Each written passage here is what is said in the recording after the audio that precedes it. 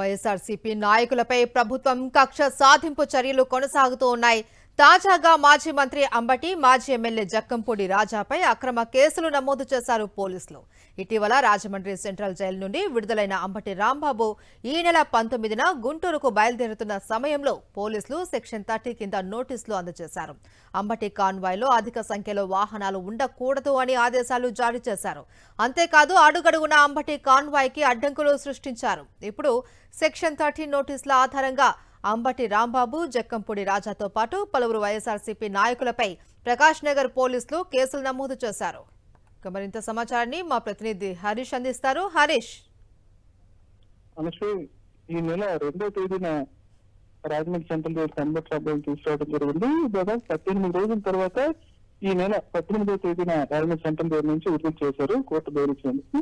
మరుసటి రోజు ఆయన గుంటూరు వెళ్లేందుకు సిద్ధమయ్యారు. ఈ సిద్ధమయ్యే సమయంలో ఆయనను చూసేందుకు 18 రోజుల పాటు ఈ ప్రాంతంలో ఉన్నారు కాబట్టి స్థానికంగా ఉన్న అభిమానులంతా తరలి రావడం జరిగింది. అయితే సెక్షన్ 30 అమల్లో ఉంది. ఎట్టి పరిస్థితుల్లో వాహనాల్లో ర్యాలీ నిర్వహించకూడదని పోలీసులు సెక్షన్ 30 నోటీసులు సర్వ్ చేయడం జరిగింది. అది జరిగిన తర్వాత కూడా అంబటి రాంబాబు కేవలం 3 వాహనాలు మాత్రమే బయలుదేరారు. వెనకాల కొంతమంది అభిమానులు కొన్ని వెహికల్స్ బయలుదేరారు. అది పెద్ద భారీ కాన్వాయ్ అన్న వాహన సేఫ్ కాదు. అయినప్పటికీ కేవలం అంబటి వెహికల్ ని మాత్రమే విడిచిపెట్టి పోలీసులు మిగతా వాహనాన్ని నిలిపిచేసే ప్రయత్నం చేశారు. దాన్ని ఆపడంతో అభిమానులు కూడా తీవ్ర స్థాయిలో ఆందోళన వ్యక్తం చేశారు. ఇలా 2-3 సార్లు ఈ రకంగా అంబటి కాన్వాయ్కి అడ్డంకులుగా పోలీసులు అడ్డంకి పెట్టి వ్యవహరించారు. దాంతో వైఎస్ఆర్సీపీ నాయకులు, అదేవిధంగా మాజీ ఎమ్మెల్యే జక్కంపూడి రాజా కూడా తీవ్ర స్థాయిలో అసహనం వ్యక్తం చేశారు. కనీసం అభిమానులు కూడా వెనకాల వెళ్ళలేని పరిస్థితిని, అది కాన్వాయ్ కూడా కాదు, పూర్తి స్థాయిలో ఎక్కడా నిబంధనలు ఉల్లంఘించే పరిస్థితి కూడా లేదు.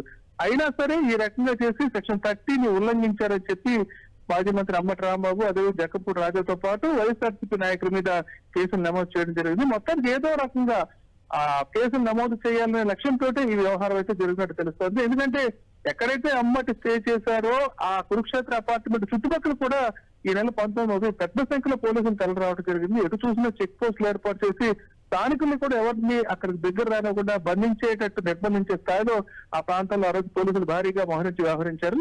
అనంతరం కాన్వాయ్ బయలుదేరితే అడుగడుగులు అడ్డంకులు పెట్టారు. ఒక దశలో పరిస్థితి ఏ రకంగా వచ్చిందంటే అంబటి ఇంకా వాహనం దిగిపోయి నేను పాదయాత్ర ద్వారా వెళ్లాల్సి వస్తుందనే విషయాన్ని కూడా స్పష్టం చేశారు. దాని తర్వాత వాహనాలను అనుమతించడం జరిగింది. ఇంత జరిగిన తర్వాత కూడా మళ్ళీ కక్ష సాధనతోనే మళ్ళీ కేసు అయితే ఫైల్ చేయడం జరిగింది. ఇప్పటిదాకా అంటే ఏ విషయంలో ఆ అవకాశం ఉంటుందో ప్రతి దాంట్లో కూడా కేసులు పెట్టే ప్రయత్నం చేస్తూనే ఉన్నారు.